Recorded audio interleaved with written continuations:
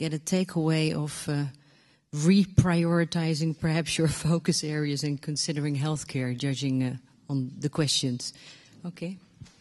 All right. We'll move on. But first, let me introduce myself. I'm Sweder van Wijnbergen. I've been involved with Farm Access and its follow-ons since, I believe, 8-9 years now. I used to be a banker. I'm retired. My main task in life is now to supervise Max and Onno, which is quite a job. But moving on to our next speaker, Sweder van Wijnbergen. I'm very happy that he is here to present showing up. But I guess Sweden doesn't need an introduction, especially for those who live in the Netherlands. I don't think people who live in the Netherlands cannot escape Sweden's contribution to the current crisis debate. Read the newspapers, see television, listen to the BNR radio. But that doesn't say that I should and I want to give him a proper introduction. Sweder received his PhD from MIT. He worked as an economist at the World Bank since 1992. He's been a professor at the University of Amsterdam, interrupted by a position as the Secretary General at the Minister of Economic Affairs.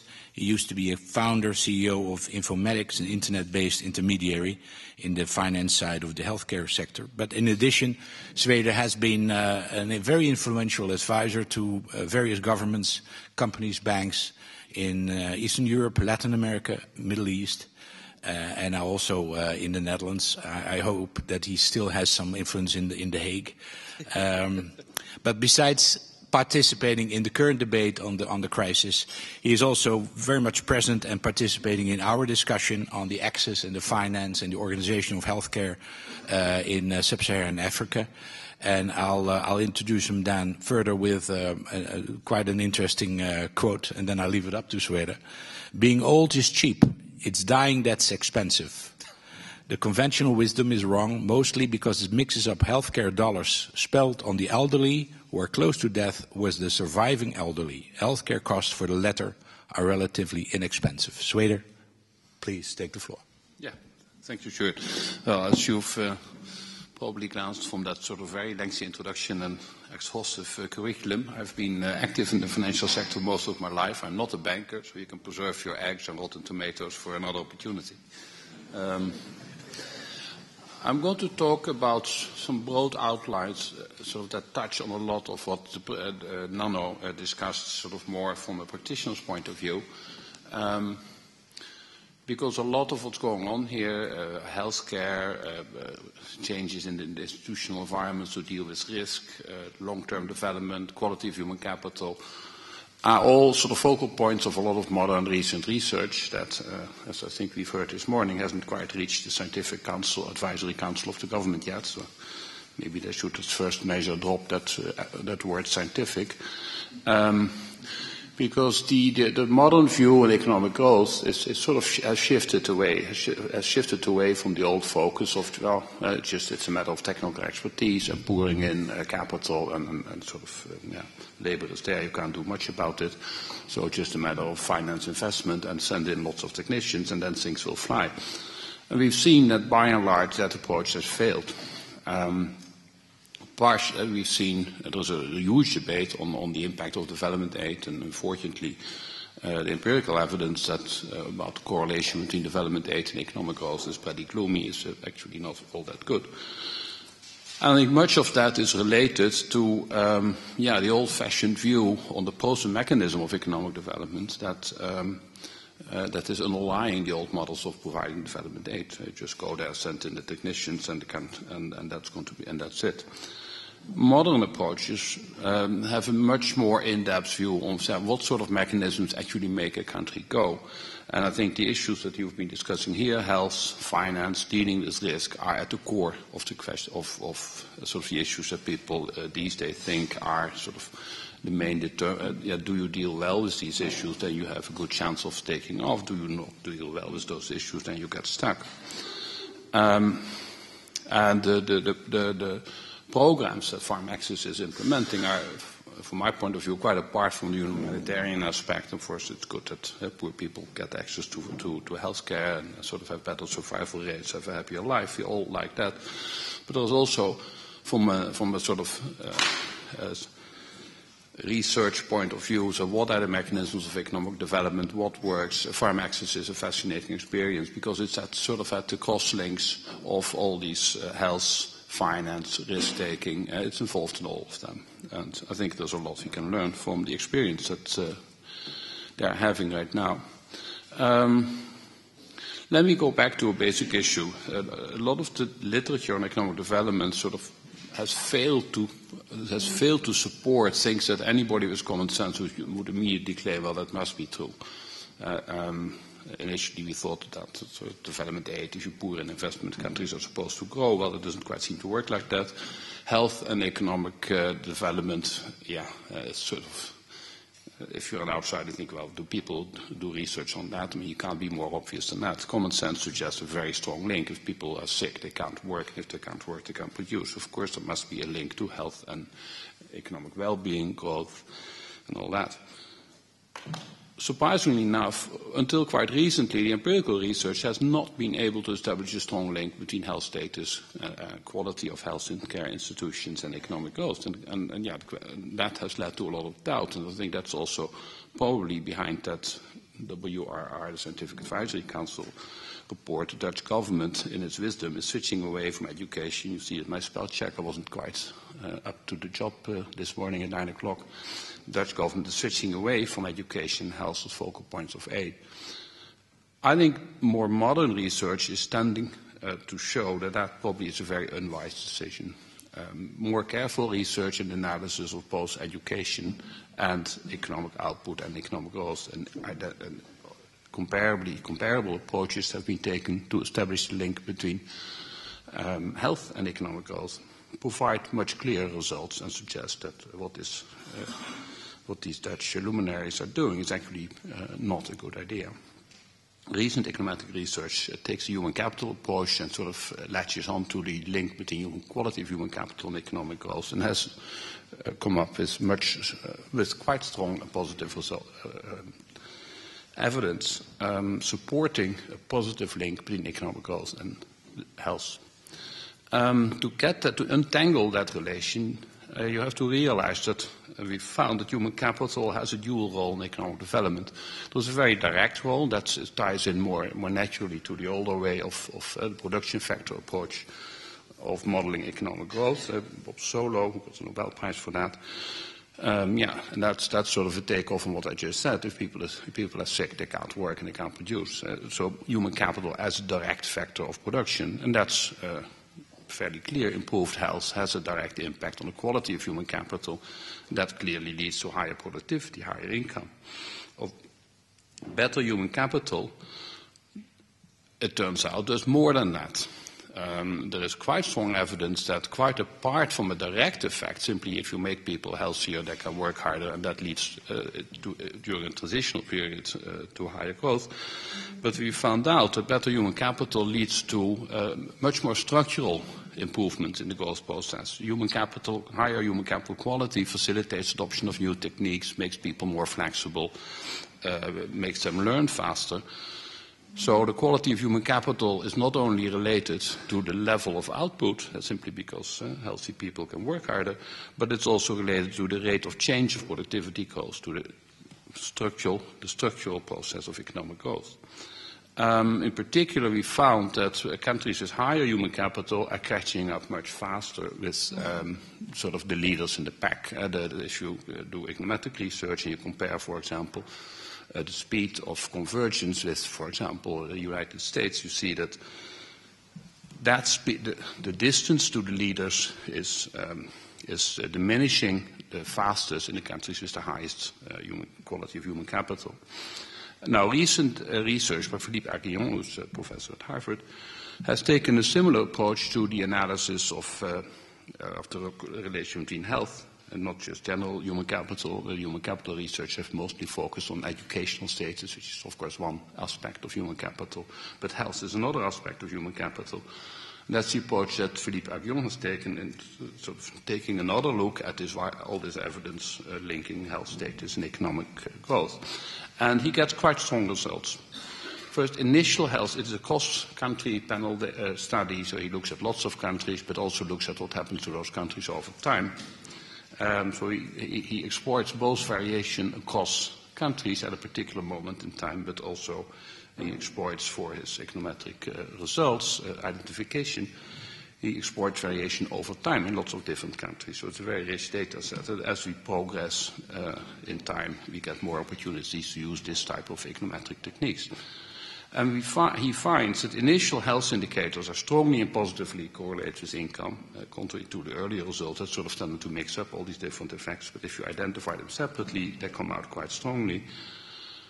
There are at least two effects of increases in health correlations that sort of show a positive link between health status and economic growth. One, of course, a direct effect. If you find a production factor approach and people who are healthier can work harder, you get that effect, of course. That's not a surprise. But you find also that the change in health accelerates growth beyond that direct effect, very much in line with the argument that I made before, why human capital does more than just increasing output. It actually increases the rate of change of output. It increases the structural growth rate, and health seems to have the same effect. So I think that new evidence, sort of more structured evidence on the relation between health and economic growth is sort of a strong argument against this new view taken by The Hague that there should not be a focus on healthcare and education. I think the modern scientific view of the process of economic growth disagrees sort of radically with that point of view. The institutional focus approach taken by Farm Access is really is in my view, quite interesting because it deals with, in an innovative way, with sort of major practical problems in going from the recognition that improving healthcare and providing access to healthcare leads to all kinds of good things. So how do we actually implement that sort of on the ground? How do you improve availability of and access to healthcare? And we've already discussed in the previous presentation that that's actually not all that easy to do. Banks apparently have sort of a negligible portfolio share and sort of devoted to healthcare projects, and Nano is certainly sort of at the forefront of providing innovative finance to complicated developing country situations. Has also sort of highlighted that that most of these projects are not bankable. There's sort of a vicious circle. The sector isn't there. That makes it very uncertain, very risky, and that makes it difficult to finance, and that's why it's not there to begin with. And how do you break out of that? The traditional approach to providing healthcare in poor countries has been sort of the technician's approach. You sent Peter Bakker there, who goes to the Congo and says, let me use my TNT expertise to improve logistics. I will just tell you how to do it, very paternalistic.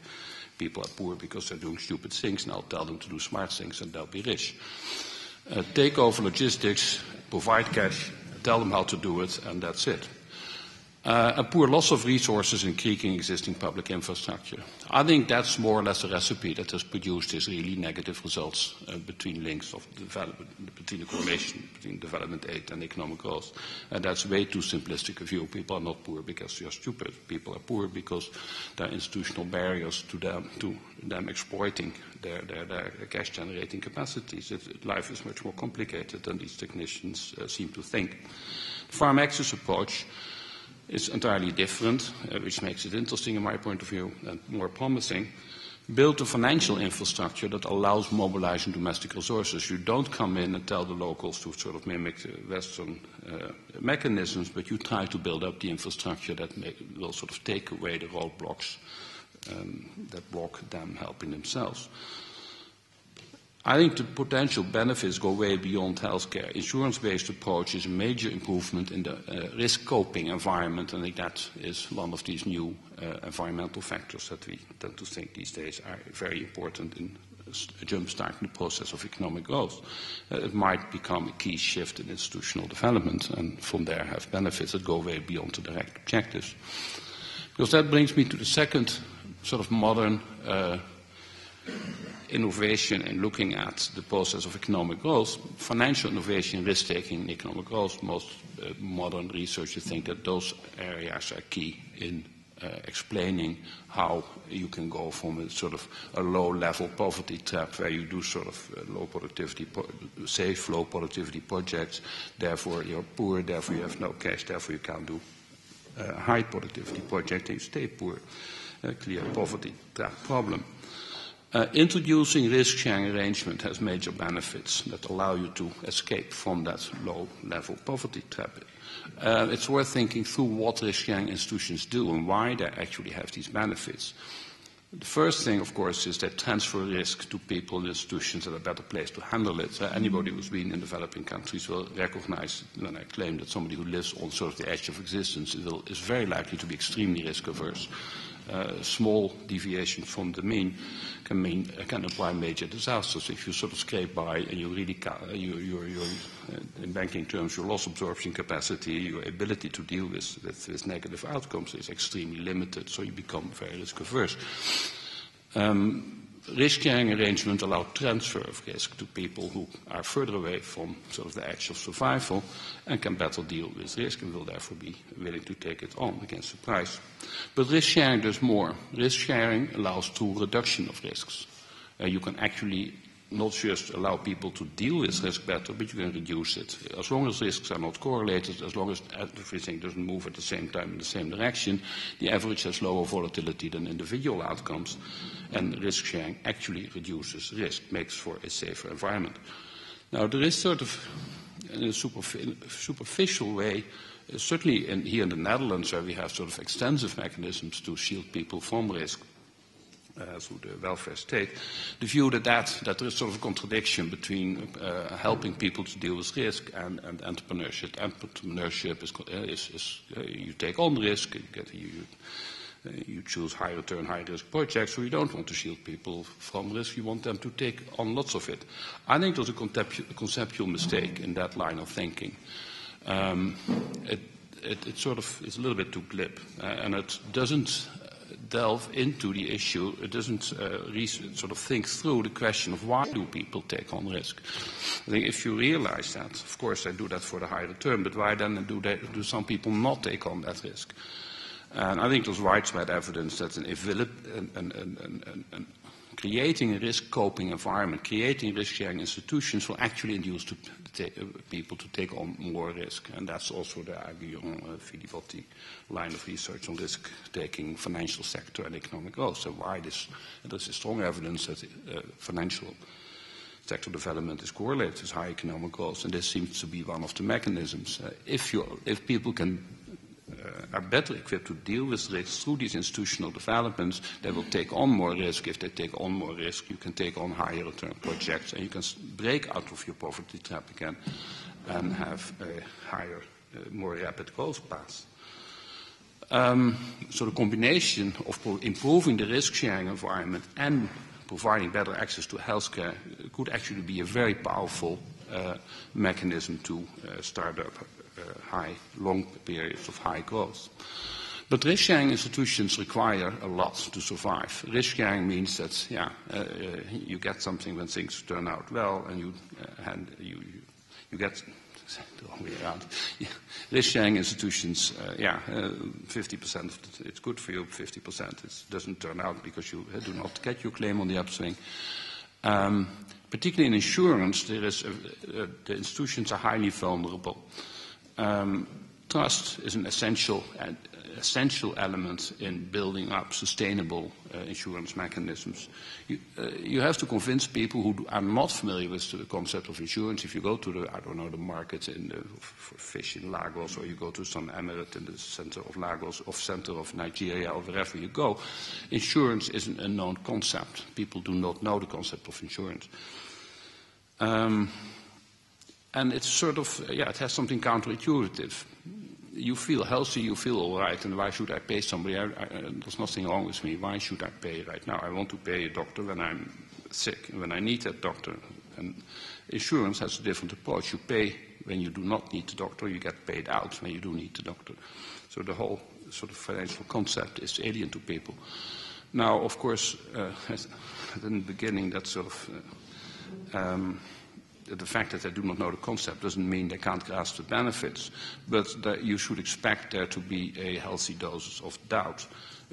You convince people to pay in while healthy, fine, but will the insurance company still be there when you need it in the future? There is an element of time over there, and yeah, we don't know whether what modern bankers would call counterparty risk is so big that you better not put in money while you're healthy, because it may not be there when you're sick. Now, in the design of the Farm Access program, this argument has played a very important role, and this is where I think donor countries can play an important role. And that's because other than sort of commercially driven institutions that may be subject to unexpected liquidity risk and may have to watch sort of short-term cash flows, we cannot always take the long perspective.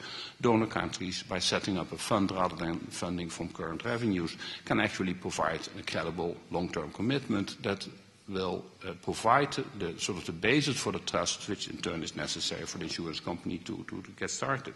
You have to get people to pay in, and you need to convince them that this is a long-term thing, that it won't disappear halfway. And well, if you public sector has the means to provide that long-term financing.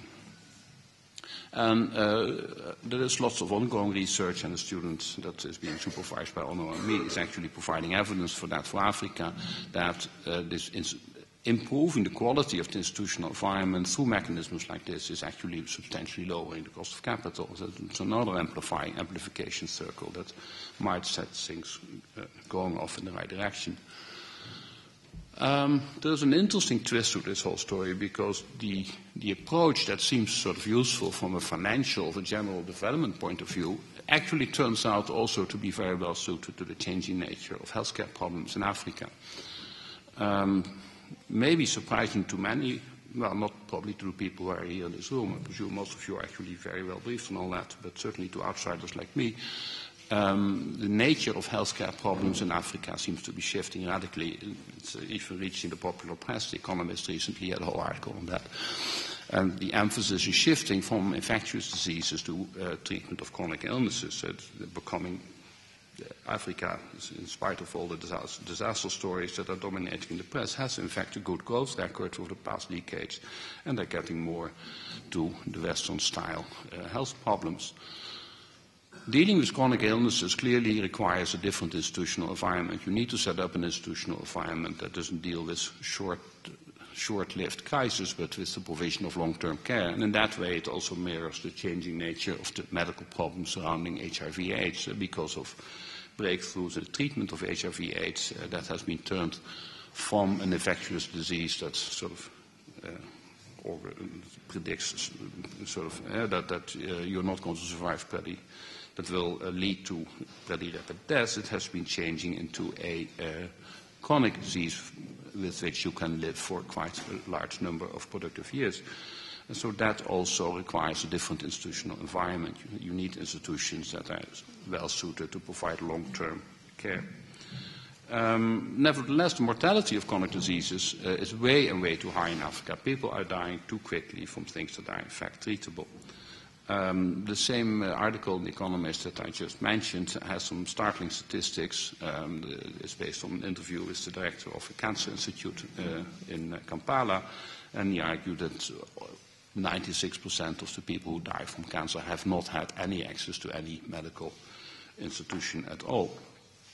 And if there is access, that's his major complaint, if there is access, they come too late to do anything. They typically come when they really cannot function anymore, and the disease has progressed too much to provide a sort of more than palliative care. People come too late to doctors because of financial reasons. They just cannot afford unless. And yeah, when things are really gone off the rails, they'll scrape by and sort of make major adjustment in lifestyle and come, but then it's too late. And so in a sense, they waste their money. Yeah. The insurance-based approach solves that problem. You ease upfront cash requirements for medical care at the time of treatment, because you spread out payments over your lifetime. You don't face large liquidity needs the moment you need acute care. So that greatly improves access. That's similar to the approach of companies like Unilever in India. the large lot size of their products turned out to be a major stumbling block in poor countries, in poor areas. But when they solve the liquidity problem by making smaller sizes, it turns out that the market was there. There's something similar here. Providing liquidity is a big issue, but if you smooth it out, it's possible.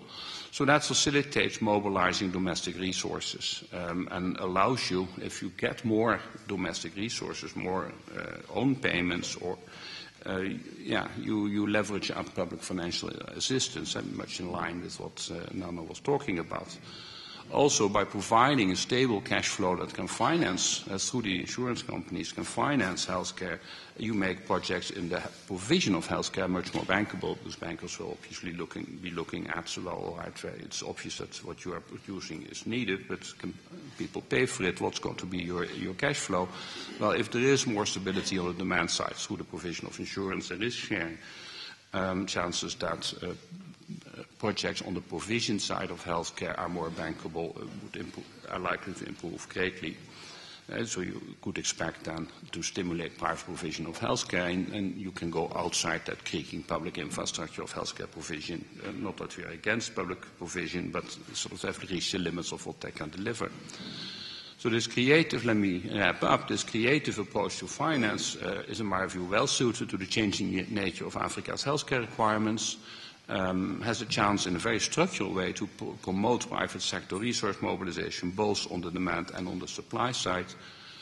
And by introducing a functioning concept of insurance, is a generic improvement in the risk coping environment. I think that might well be a very important contribution to the entrepreneurship, the environment for business, entrepreneurship for, in particular, small and medium industry.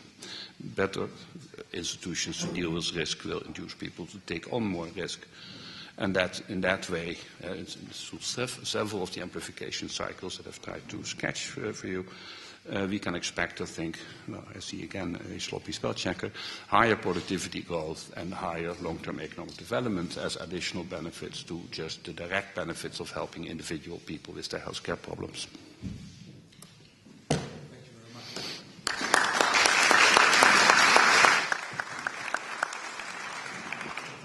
Thank you, Sweder, very much for your contribution.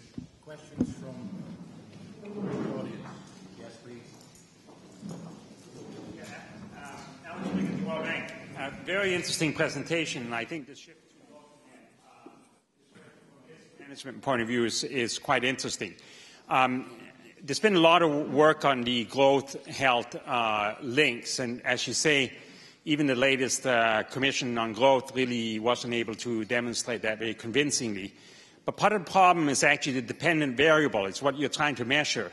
Because when you try to measure life expectancy or, say, under 5 mortality, those are two measures that are model-based. And so you shouldn't be surprised that the model-based indicators don't change when you change the independent variable. So I think we have a flawed methodology, actually, that we're looking at. So when you actually look at health, a couple of links of health and growth proxies, like, for instance, HIV/AIDS has very demonstratedly been shown that when you have a 10-year loss in life expectancy, that has a labor productivity loss and actually leads to economic loss of growth. Likewise with TB, malaria, poor nutrition of children leads to poor learning, which then leads to going into lower skilled labor markets, which then means lower productivity. So I think when we actually look at the micro data, the evidence is there, but at the macro level, we can't demonstrate that. And part of the problem is we don't have a metrics at the macro level. I agree that the micro evidence on health status and productivity, which is what you're referring to, is quite strong. That doesn't necessarily make a link with the process of economic growth. That makes for a link with the level of output. People are richer when they can work harder and when they're more productive. The big question mark was, does the process of growth also improve? Do you not just shift to a higher level, but to a steeper growth path? That's the fundamental question. It's true that there are data problems. Health is sort of a fuzzy concept. It's hard to measure correctly, and certainly hard to measure in a single dimensional number, which is what we want if we want to run regressions. we've also econometric techniques to deal with errors and variables. If you see the most recent research I was referring to by Philippe Aguillon and collaborators at Harvard, you see that they actually have quite successfully established this link, distinguishing level of health, level of output, rate of change of health status, rate of change of output, and find that there is more to it. First, I find strong positive evidence, so that this is the first study where I think on a macro level, which is in the end what we really want to see, on the macro level you see a clear link between health and output. Well, we expect that from the micro studies, but we also find a link between health status and rate of growth, the structural process of economic growth. That you only can get from the macro studies. So the micro studies can help you sort of cement the building blocks, but the whole building is in the end a macro question. And I think more careful research with correction for a number of the econometric problems that you can expect given what you mentioned tend to support the common sense view that healthier people will not only be richer but will grow richer faster. So there are sort of very strong positive reasons to work on improving the healthcare environment in poor countries.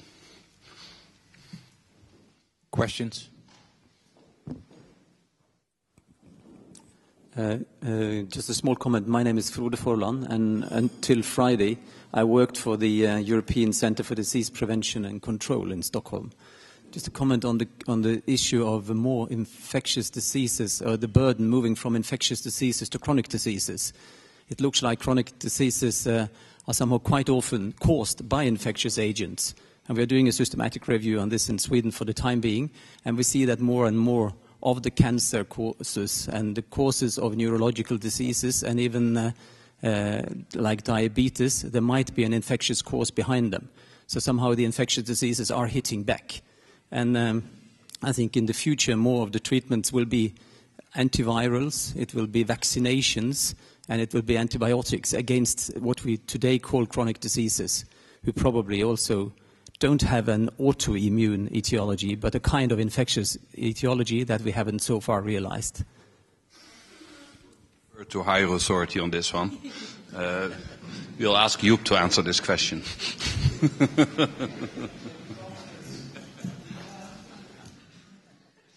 No, I think that's actually a very true statement. I think a lot of the chronic diseases are driven by infections. And I mean, it's most of the diseases that used to be called psychosomatic in the old days actually were found to have infectious causes.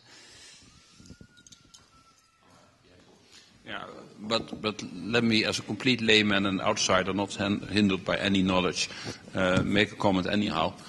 Even if infections are sort of playing a role in triggering chronic illnesses, that doesn't mean that the chronic illnesses do not need this long-term institutional environment for care. Because the fact that they're triggered by infections doesn't make it go away. All right. Yes, all right. You know, your first two slides said that improvement in health will lead to improved or quality human capital. And then the second one says quality human capital will lead to adoption of techniques, new technology.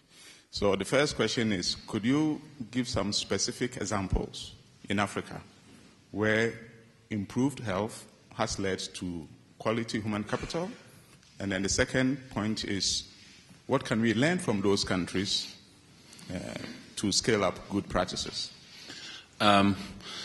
Yeah, the problem with asking for specific examples is that macro analysis actually throws in 50 countries and sort of 40 years, and that's not the type of evidence that was just mentioned by the first questioner. I cannot point at a particular project at a particular time in a particular city in a particular country, because that's not what macroeconomists do. They look at lots of countries and lots of time periods.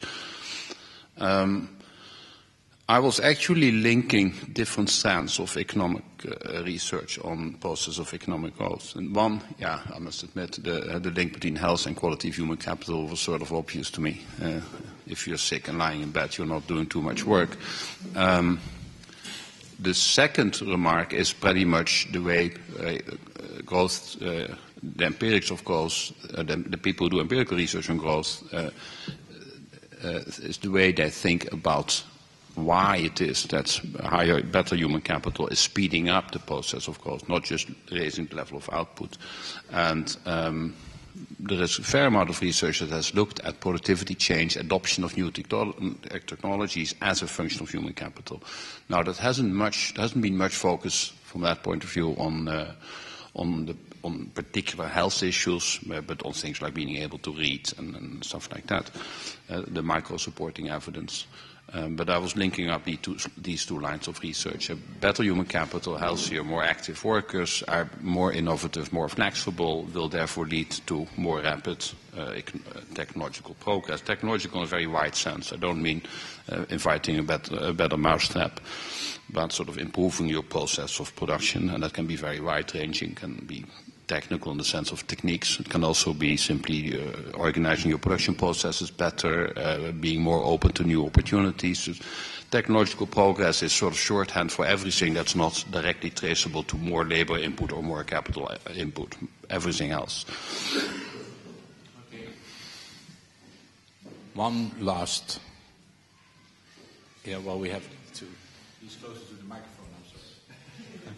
My name is Jeroen de Lang. I have a question regarding use of insurance schemes in Africa. Suppose you have a big risk pool in, let's say, Burundi,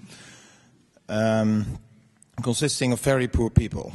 You organize an insurance scheme, but the average cost of treating all those people will, I think, always be higher than the premiums people put in the risk pool. So you have to subsidize it. Now, if you have to subsidize a premium, let's say to 95% or to 90%, you create an insurance scheme. Yes, you build an institutional environment. I see all those benefits. But where is the tipping point? Let's say if you have to subsidize only for 50%, I could see the benefits of creating an insurance scheme and the beneficial institutional impacts. But if you have to subsidize it to 90%, why all the red tape? Well, first of all, it is not just provision of red tape. Even if you pay for using public resources for insurance schemes, you still have risk pooling, and that's still taking place. So that's not. I don't know why you call that. Why just red tape and do away with the whole thing? People do have access to a stable flow, and they put in some money. They have some commitment. Not enough, probably, to make it self-financing, not in the short horizon. But there is, you have solved the liquidity problem that will hit them the day they need medical care. Yeah, you may not find that important, but I think the people who are sick will find that very important because that gives them access to health care, and most people like that when they're sick. Now, I think that there are lots of problems with subsidizing insurance schemes. So you provide enormous moral hazard problems. If you have sort of a not particularly critical, far-away foreign government financing your insurance operation, that doesn't give much of a cost-saving incentive. That doesn't give much of an incentive to generate your own resources. So the challenge to public sector financiers of projects like this is how do you sort of credibly withdraw from the whole operation without bankrupting it halfway. I think that's a major challenge, of course, because in the long term, you're right, you do not really want, certainly not foreign governments I wouldn't have much objections against foreign companies, but foreign governments should not be in the long-term provision of these sort of institutional infrastructure mechanisms. On the other hand, without that involvement, they're not going to get started.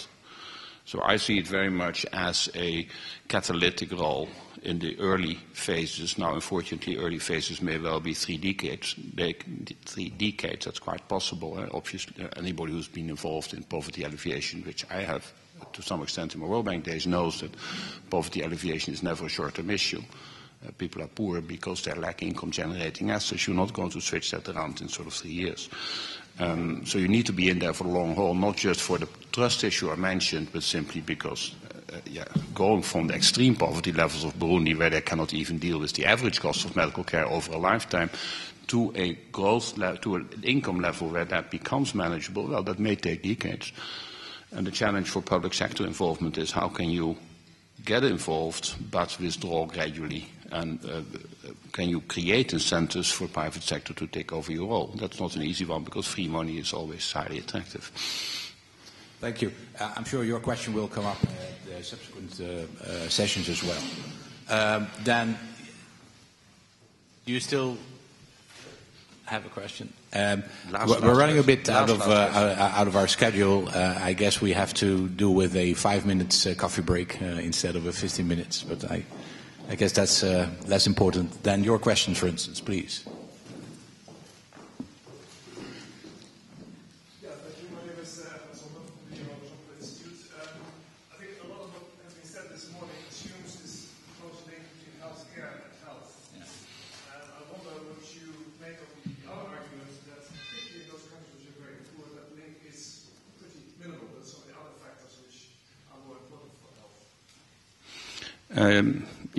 You obviously bring up a very important point. Actually, that point has also come up in an entirely different corner of the economics profession. That's the current debate about demographic problems in the pension world.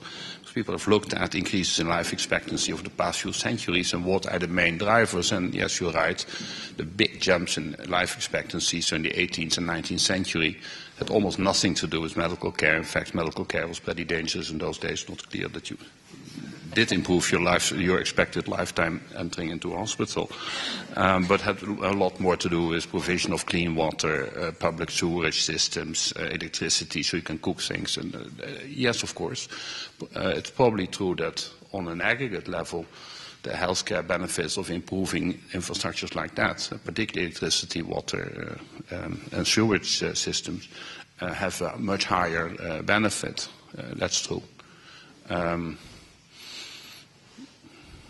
That doesn't mean that you shouldn't do anything on healthcare, because on individual level, the story is different. An individual person who is sick is not going to be helped by improving the sewage system in his village, because he'll die before the thing is finished. So, from a macro public policy point of view, the payoff to these major public infrastructure things is probably higher in terms of improving general health. On the other hand, I think you cannot get around the individual humanitarian necessity of providing people with access to healthcare. All right.